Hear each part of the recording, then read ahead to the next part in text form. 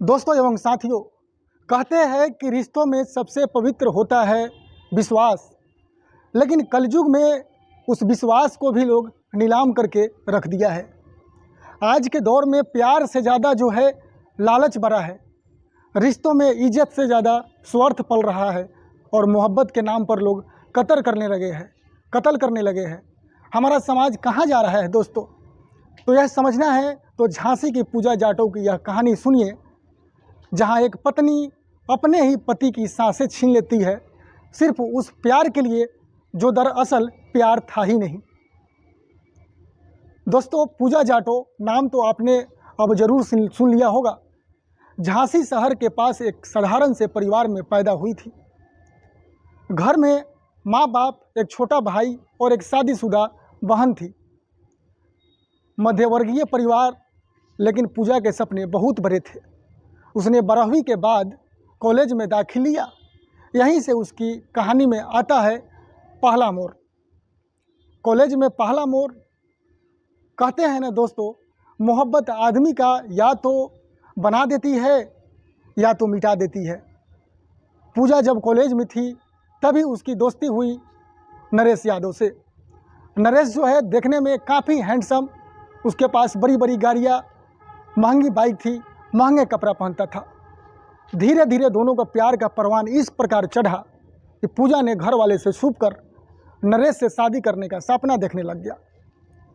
लेकिन नरेश के इरादे साफ नहीं थे। वो पूजा को बस इस्तेमाल करना चाहता था, लेकिन ये बात पूजा को अभी तक पता ही नहीं था। कई बार पूजा उसके साथ शहर से बाहर घूमने गई, लेकिन नरेश ने कभी शादी की बात घर में नहीं उठाई। एक दिन पूजा को पता चला कि नरेश पहले से ही शादीशुदा है।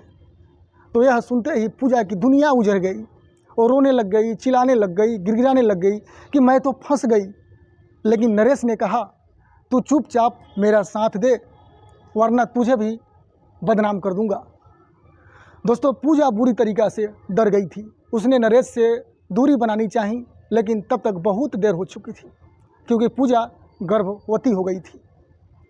दोस्तों, गांव में बदनामी ना हो, इसलिए पूजा के घर वालों ने जल्दी जल्दी उसकी शादी तय कर दी। इस बार लड़का था जिसका नाम था रवि जाटव। रवि जो था पढ़ा लिखा तो नहीं था, लेकिन मेहनती था। वो पूजा को अपनी ज़िंदगी की रानी बनाना चाहता था। शादी हो गई, लेकिन पूजा के मन में नरेश अब भी जिंदा था। वो रवि को अपना पति मान ही नहीं पा रही थी, क्योंकि नरेश जो था, नरेश से उसके दिल अच्छा तरीक़े से मिल गया था और नरेश अमीर घर के था। लेकिन शादी के बाद भी पूजा ने नरेश से मिलना नहीं छोड़ा। रवि को धीरे धीरे शक होने लगा। वो कई बार पूजा से पूछता, लेकिन पूजा हर बार नया बहाना बना देती। इधर नरेश ने पूजा से पैसा ऐंठन शुरू कर दिए। कभी कहता मुझे बिजनेस शुरू करना है, कभी कहता अगर पैसे नहीं दी तो तेरे पति को सब कुछ बता दूंगा। पूजा अब धीरे धीरे अंदर से परेशान होने लग गई। सोची कि अब पहले शरीर से शोषण होता था, अब पैसा से परेशान कर रहा है। अब वो रोज़ रवि के पर्स से पैसे निकालने लगी, तो धीरे धीरे रवि को शक होने लगा कि पैसा मेरा निकालता कौन है। रवि ने सच्चाई जान ली। एक रात रवि ने पूजा का मोबाइल चेक कर किया। सारे मैसेज पढ़कर उसके पैरों से तले ज़मीन खिसक गई। रवि ने पूजा को रंगे हाथे पकड़ लिया। पूजा ने डर के मारे सारा सच बता दिया कि मैं मजबूर थी, नरेश ने ब्लैकमेल किया मुझसे, मुझे भूल हो गई। मतलब तरह तरह की प्रताड़ना अपने पति से करने लगी। रवि ने उसे माफ़ तो कर दिया, लेकिन पूजा ने फिर धोखा दिया। इस बार नरेश ने पूजा को एक खौफनाक आइडिया दिया।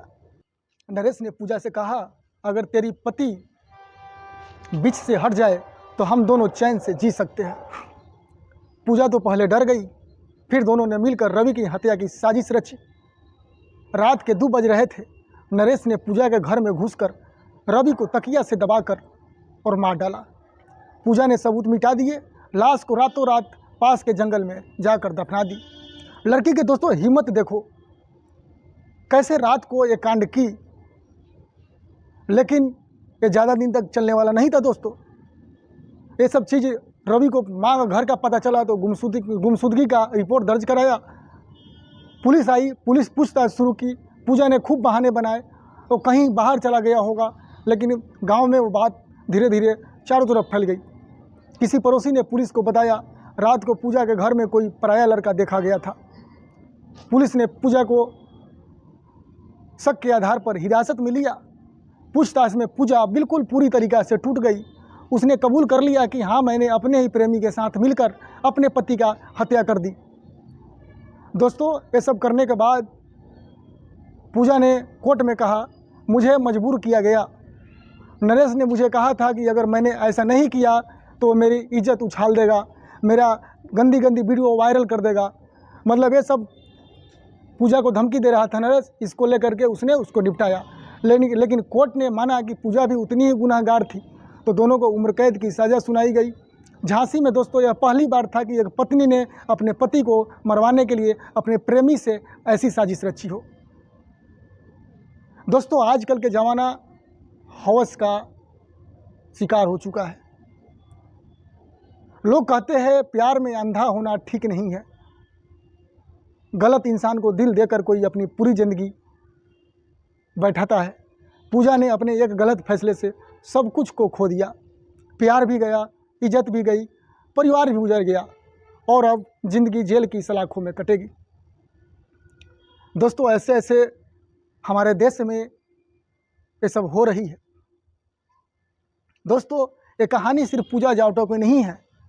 ये उस समाज का आईना है जहाँ प्यार के नाम पर लोग खून तक बहा देते हैं।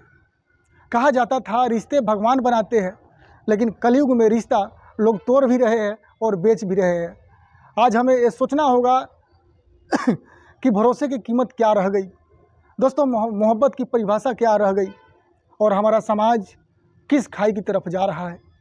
तरह तरह के सवाल दोस्तों उठते हैं। तो दोस्तों, क्राइम आप तक पर बस यही कहता है, प्यार करो लेकिन आंख बंद करके नहीं, और प्यार भी करो, रिश्ता निभाओ, लेकिन खुद को मिटा कर नहीं।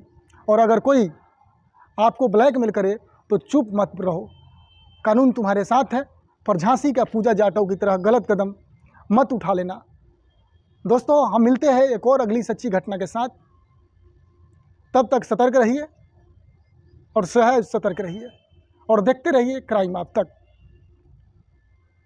दोस्तों, ऐसे ऐसे हमारे देश में गड्ढे लोग, कलयुगी लोग बैठे हुए हैं। दोस्तों, अगर आपको भी ऐसे मामलों से सबक लेना चाहते हैं तो याद रखिए, कभी भी किसी के बहकावों में आकर अपनी ज़िंदगी को यूँ बर्बाद मत कीजिए। तो दोस्तों, यह थी झांसी की पूजा जाटव की असली कहानी और मैं हूं अभय और आप देख रहे हैं क्राइम आप तक। ऐसे ही सच्ची घटनाओं के लिए चैनल को सब्सक्राइब कीजिए, वीडियो को शेयर कीजिए और ताकि लोगों को सबक मिले। दोस्तों, नमस्ते, प्रणाम।